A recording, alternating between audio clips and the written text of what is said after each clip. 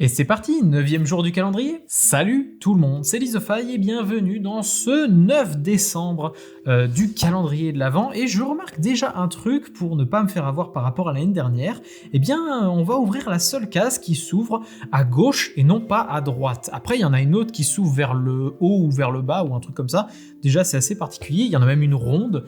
Bref, on va voir tout ça, mais d'abord, lisons ce que l'histoire a à nous dire. Après votre passage à l'étable, vous ne pensiez pas pouvoir tomber sur un lieu encore plus rustique. Quelle erreur! Vous vous trouvez désormais au beau milieu d'une grotte. Vous observez pensivement les hautes parois rocheuses qui vous entourent. Par chance, un rayon de lumière a réussi à se frayer un chemin par une petite fissure dans la roche. Il n'éclaire pas grand-chose dans l'obscurité épaisse de la caverne, mais cela vous permet de deviner la tempête de neige qui fait rage au dehors. En collant votre oreille à l'interstice, vous apercevez tout à coup quelque chose qui bouge dans la neige. Serait-ce un mammouth?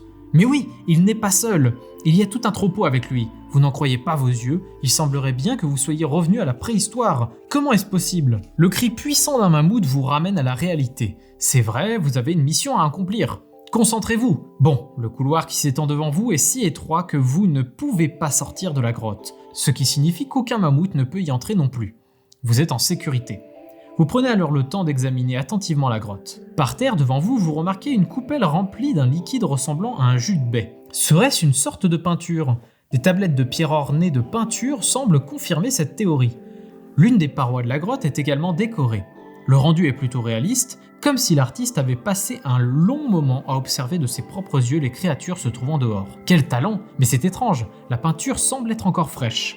Ouvrez à présent la porte de la case 9, vous y trouverez les cartes énigmes H1, 2, 3, 4, 5, 6, 7, 8. 8 petites cartes. On va ouvrir cette case. Effectivement, on a beaucoup de cartes avec des stèles différentes et on va devoir toutes les rajouter sûrement sur la fameuse stèle qu'on voit ici devant nous. Oh, et je vois des couleurs qui sont avec la case ici. Bref, je veux vous montrer ça avec le téléphone pour voir ce qu'il y a à l'intérieur de cette case. Comme je vous disais, on a une porte avec des couleurs dessus, ça servira sûrement.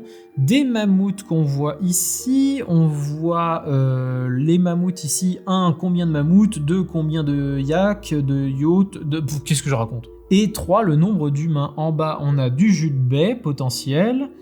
Et le reste, c'est juste une grotte, tout simplement. Bon, je pense qu'on va simplement compter le nombre de mammouths, etc. qu'il y a sur les différentes stèles. Je ne sais pas, c'est peut-être ça qu'il faut faire, c'est peut-être pas ça qu'il faut faire. Mais bon, je n'ai que ça comme indice. Ah, déjà, je vois qu'il y a une lumière qui indique plus ou moins quelle est la première carte. Enfin, j'ai l'impression.